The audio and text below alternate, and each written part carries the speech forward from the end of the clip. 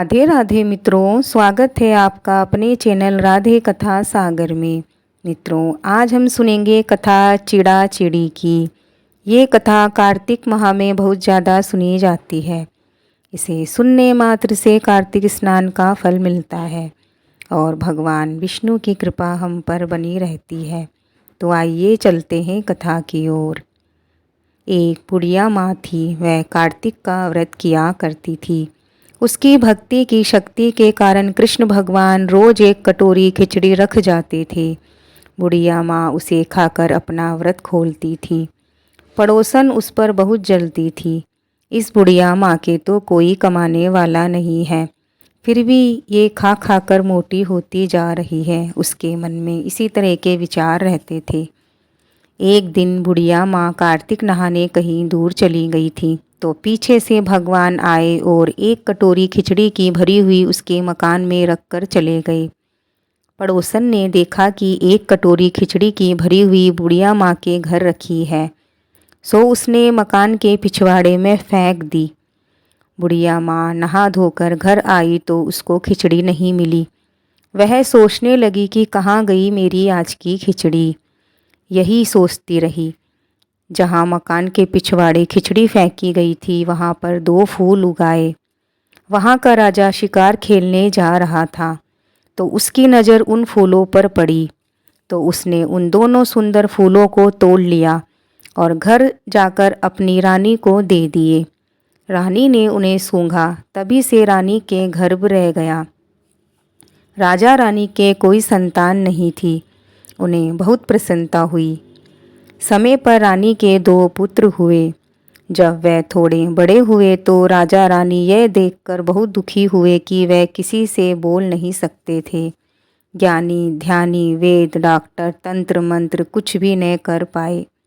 बड़े होने पर वे बच्चे घोड़े पर सवार होकर घूमने गए तो उनको वह बुढ़िया माँ मिली, जो बार बार यही रट लगाए जा रही थी कि कहाँ गई मेरी खिचड़ी, कहाँ गया मेरा बेला। जब जब राजकुमार घूमने निकलते, वह बुढ़िया माँ रोज यही कहती मिलती।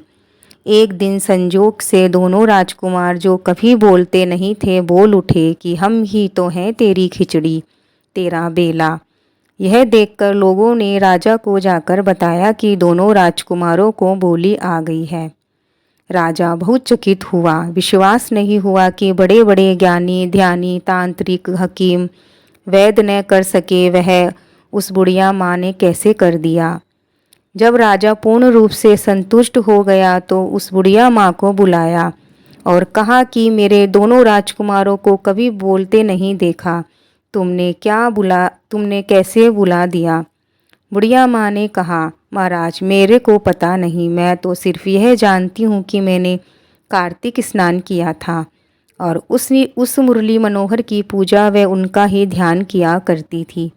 कृष्ण भगवान मेरी पूजा से प्रसन्न होकर एक बुढ़िया माँ की लाज रखने के लिए मुझे बना बनाया भोजन मेरे रोज मकान में रख जाया करते थे। एक दिन मैं कार्तिक स्नान के लिए गई हुई थी। पीछे से कृष्ण भगवान खिचड़ी रखकर चले गए। ईर्ष्यालु पड़ोसन ने इसका फायदा उठाकर खिचड़ी का बेला मकान के पिछवाड़े फेंक दिया। जब मुझको खिचड़ी का बेला नहीं मिला तो मैं रोज यही रटने लगी कि कहाँ गई मेरी खिचड़ी, कहाँ गया मेरा बेला। कृष्ण भगवान ने सपने में आकर बताया कि तेरी पड़ोसन ने खिचड़ी को मकान के पिछवाड़े फेंक दिया है, जहाँ पर दो फूल उगाए हैं, और उन फूलों को यहाँ का राजा तोड़ ले गया। बस राजा जी, मुझको तो यही पता है। हाँ, एक दिन अनायासी में ये रटती जा रही थी कि कहाँ गई मेरी खिचड़ी, कहाँ गया मेरा बेला, तो राजकुमार बोल उठे कि हम ही हैं तेरी खिचड़ी और बेला। तब राजकुमार सब कुछ समझ गए कि यह तो वह ही दो फूल हैं जो मैंने इस बुढ़िया माई के पिछवाड़े से तोड़े थे। राजा ने बुढ़िया माँ को अपने महल में रख लिया और दोनों पुत्र उसकी सेवा करने लगे। राजा ने उसकी पड़ोसन को महल में बुलाकर दंड दिया और कहा कि आज के बाद किसी की भी भक्ति में भंग मत करना। हे कृष्ण मुरारी, जिस प्रकार एक बुढ़िया अनाथ की लाज रखी, उसी प्रकार हम सब की रखना। मित्रों, ये कथा यहीं पूर्ण होती है। भगवान श्री कृष्ण हम पे सब पे कृपा बनाए रखे। अगर आपको मेरी आज की कथा पसंद आई हो तो लाइक करें, कमेंट में जय श्री कृष्णा बोलें और आप नए हैं तो चैनल को सब्सक्राइब करें। मिलते हैं और एक नई कथा के साथ। तब तक के लिए जय श्री कृष्णा, जय श्री राधे।